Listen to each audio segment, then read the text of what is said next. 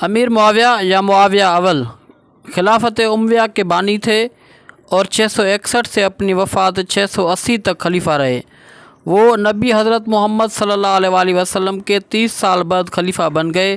ان سے قبل خلفائے راشدین اور حسن ابن علی خلیفہ رہے، اگرچہ ان کے دور میں انفاذ و تقویٰ کے دور خلفائے راشدین کے مقابلے میں کمتر سمجھا جاتا ہے، لیکن نمو پذیر اسلام میں امیر معاویہ پہلے مسلمان خلیفہ ہیں جن کا نام سرکاری دستاویز، سکوں اور کتبوں پر کنند ہوا ہے۔ امیر معاویہ کاتبین وحی میں سے شامل تھے۔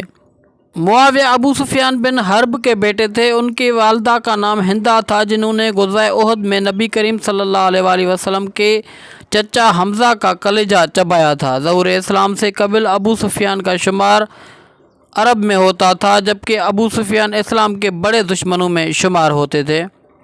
فتح مکہ کے بعد جب نبی کریم صلی اللہ علیہ وآلہ وسلم نے عام معافی کا اعلان کیا تو ابو سفیان، ہندہ اور ان کے تمام خاندان نے اسلام قبول کر لیا۔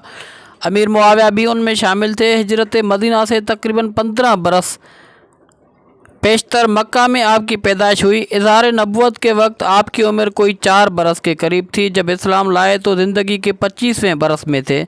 فتح مکہ کے بعد نبی اکرم صلی اللہ علیہ وآلہ وسلم نے ان لوگوں کی تالیف قلب کے لیے ابو سفیان کے گھر کو بیت الامن قرار دیا، یعنی جو شخص اس کے گھر چلا جائے وہ ماموں ہے، اور ان کے بیٹے معاویہ کو کاتب مقرر کیا۔ بعض علماء کے نزدیک انہیں صرف کاتب مقرر کیا گیا تھا۔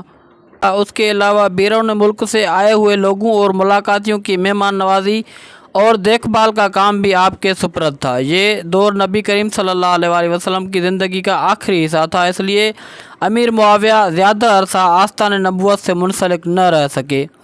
ابو بکر صدیق نے آپ کے بھائی یزید بن ابو سفیان کو شام کے محاذ پر بھیجا تو معاویہ بھی ان کے ہمراہ تھے۔ عہد فاروقی میں یزید کی وفات کے بعد آپ کو ان کی جگہ دمشق کا حاکم مقرر کیا گیا تھا۔ رومیوں کے خلاف جنگیوں میں کیساریہ کی جنگ آپ کی قیادت میں لڑی گئی، جس میں 80,000 رومی قتل ہوئے تھے۔ عثمان غنی نے آپ کو دمشق، اردن اور فلسطین تینوں صوبوں کا والی مقرر کیا اور اس پورے علاقے کو شام کا نام دیا گیا تھا۔ والی شام کی حیثیت سے آپ کا بڑا کارنامہ اسلامی بحری بیڑی کی تشکیل اور قبرص کی فتح ہے۔ عثمان غنی آپ پر بہت اعتماد کرتے تھے اور آپ کا شمار عرب کے 4 نامور مدبرین میں ہوتا تھا۔ امیر معاویہ نے خوارج سے مقابلہ کیا، مصر، کوفہ، مکہ، مدینہ میں باصلاحیت افراد کو عامل و گورنر مقرر کیا۔ مصر میں عمرو بن العاص کو حاکم بنایا، پھر ان کے انتقال کے بعد ان کے بیٹے عبداللہ بن عمرو بن العاص کو بنایا۔ ان کے دور حکومت میں جو 20 سال کو محیط ہے، سبستان، رقہ، سوڈان، افریقہ، طرابلس، الجزائر اور سندھ کے بعض حصے فتح ہوئے۔ ان کا دور حکومت ایک کامیاب دور تھا۔ ان کے زمانے میں کوئی علاقہ سلطنت اسلامیہ سے خارج نہیں ہوا، بلکہ اسلامی سلطنت کا رقبہ وسیع تر ہوتا چلا گیا۔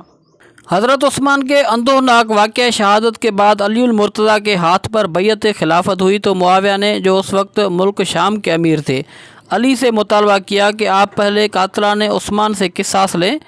علی نے جواب میں فرمایا کہ ابھی ہر طرف شورش اور ہنگامہ ہے، یہ فرو ہو جائے اس کے بعد قصاص لیں گے۔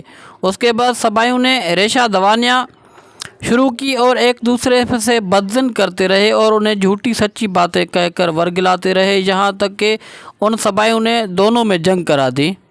حضرت علی کو اپنے دور خلافت میں خوارج کا مقابلہ کرنا پڑا۔ علی کی شہادت کے بعد اہل کوفہ نے امام حسن کی بیعت کر لی، لیکن آپ کے اعلان خلافت کے فوراً بعد امیر معاویہ نے عراق پر فوج کشی کر دی۔ کوفی قابل اعتماد نہ تھے، اس کے علاوہ امام حسن کی پوزیشن بھی مستحکم نہ تھی، اس لیے آپ نے بہتر یہی سمجھا کہ امت مسلمہ کو مزید خون ریزی سے بچانے کے لیے حکومت سے دستبردار ہو جائیں۔ آپ کے اعلان دستبرداری کے بعد 661 ہجری میں معاویہ نے اپنی خلافت کا اعلان کیا۔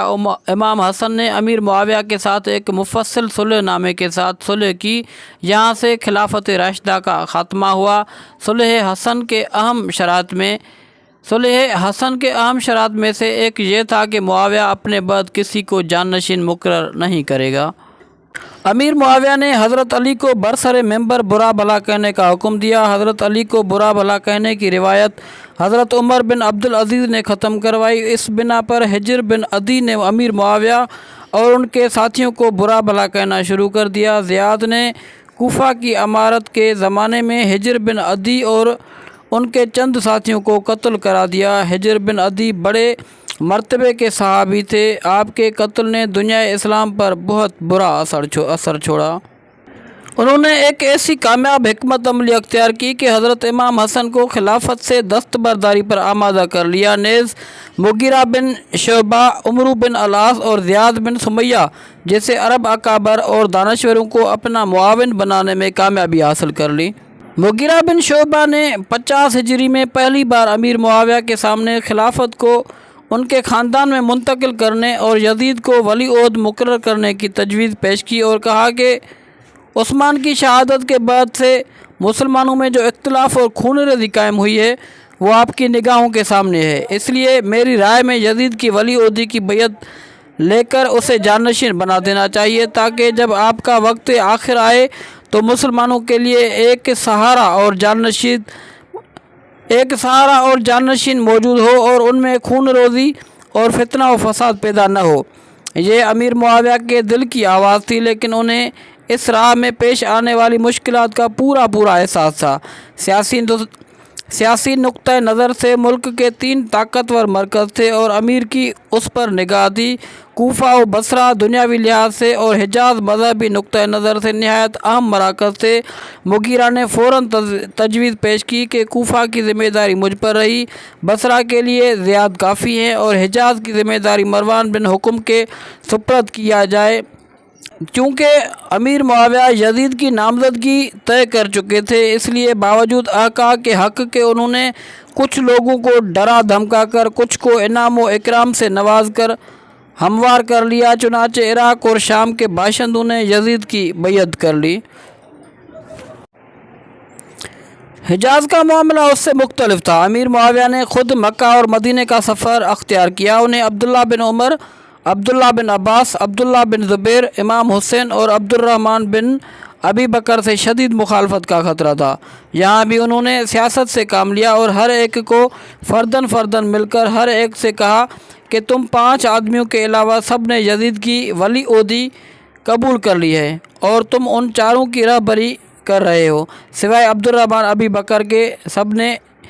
سب نے جواب دیا کہ میں کسی کی رہبری نہیں کر رہا ہوں۔ آپ 4 آدمیوں کو کہیے کہ اگر وہ بیعت کا اعلان کر دیں تو مجھے عذر نہ ہوگا۔ بعض مورخین کا یہ خیال ہے کہ یہ حضرات امیر معاویہ کی آمد کا سن کر مدینہ سے چلے گئے تھے۔ بہرحال بزرگوں نے بیعت سے انکار کر دیا، لیکن امیر معاویہ نے لوگوں میں یہ مشہور کر دیا کہ حضرات بیعت کر چکے ہیں۔ اس مقصد کو حاصل کرنے کے لیے امیر معاویہ نے دل کھول کر روپیہ خرچ کیا، مگر اہل حجاز کو اپنی اس تجویز کا حامی نہ بنا سکے۔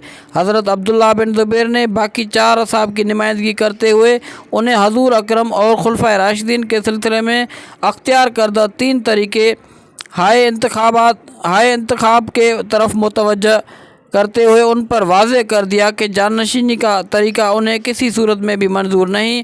امیر معاویہ واپس دمشق پہنچے اور یزید کی نامزدگی کا اعلان کر دیا۔